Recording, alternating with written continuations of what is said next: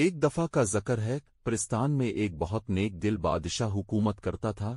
اس کا ایک ہی بیٹا تھا، شہزادہ گلفام۔ شہزادہ گلفام ایک بہادر اور خوبصورت شہزادہ تھا۔ اس کی بہادری اور خوبصورتی کے چرچے دور دور تک تھے۔ شہزادہ بہت سی جادوئی طاقتوں کا ملک تھا۔ اس کے پاس طلسمی گھوڑا اور اڑنے والا قالین بھی تھا۔ پرستان میں شہزادے کی سالگرہ کا جشن منایا جا رہا تھا، جس میں پورے پرستان سے پریاں آئی تھی۔ بادشاہ نے جشن شہزادے کے لیے رکھا تھا تاکہ وہ پرستان سے کسی پری کو منتخب کر کے اس سے شادی کر لے۔ دراصل شہزادہ اتنا حسین تھا کہ اسے اپنے جیسی کوئی پری نہیں مل رہی تھی۔ پرستان کی سب پریاں ہی بہت حسین تھیں، مگر شہزادہ اب تک کسی کو پسند نہیں کر پایا تھا۔ جشن اپنے عروج پر تھا۔ محل میں پریوں سے بہت رونق تھی۔ محل آج چاند کی طرح روشن تھا۔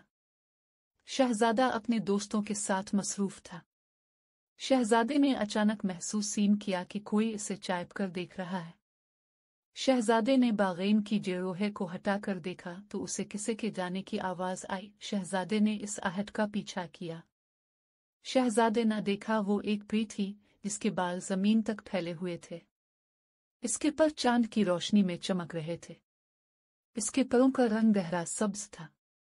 پری نے اپنے چارہے کو چھپا رکھا تھا ایک نقاب سے۔ جب اس نے دیکھا کہ اس کے پیچھے کو آ رہا ہے، پری نے اپنی رفتار تیز کر دی اس سے پہلے کہ وہ آسمان میں اڑتی۔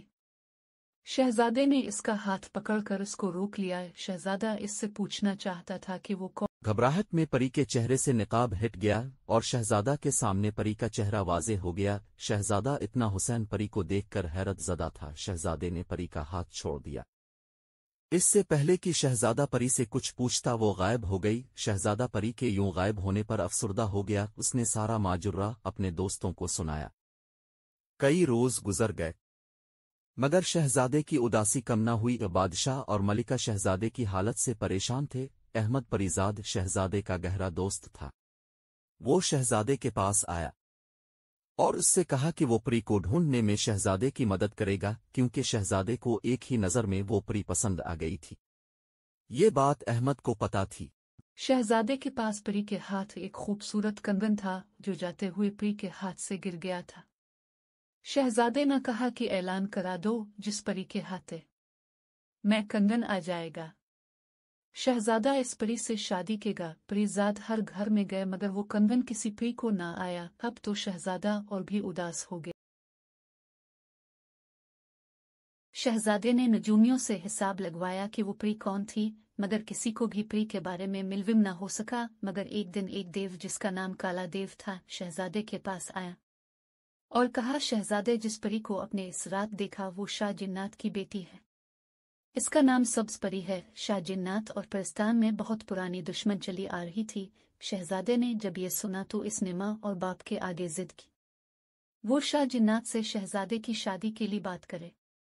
پرستان کے بادشاہ اور ملکہ نے شہزادے کو بہت سمجھا مگر شہزادہ نہ مانا۔ سبز پری پورے پرستان کی خوبصورت پری تھی جو شہنشاہ جنات یعنی جنوں کے بادشاہ کی بیٹی تھی۔ اس کا باپ ایک ظالم بادشاہ تھا۔ پری پر سخت پابندیاں تھی کہ وہ کہیں آ جا نہ سکے۔ اس رات پری اس لیے وہاں گئی کیونکہ ساری پریاں دعوت میں آئی تھی۔ اس کی بھی خواہش تھی کہ وہ ایک پریوں کے شہزادے کو دیکھے اور محل کے جشن میں شریک ہوں۔ شاہ جنات نے اسے ایک جادوئی محل میں بند کر رہا تھا۔ اس کے 7 بہنیں تھیں جو دیوزادیاں تھیں۔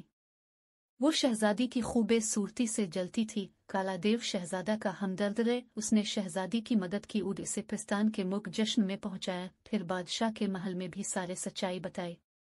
سبز پری کو جب شہزادے کے پیغام کا پتہ چلا تو ڈر گئی۔ شاہ جنات پرستان کے بادشاہ کے پیغام سے آگ بگولا ہو گیا۔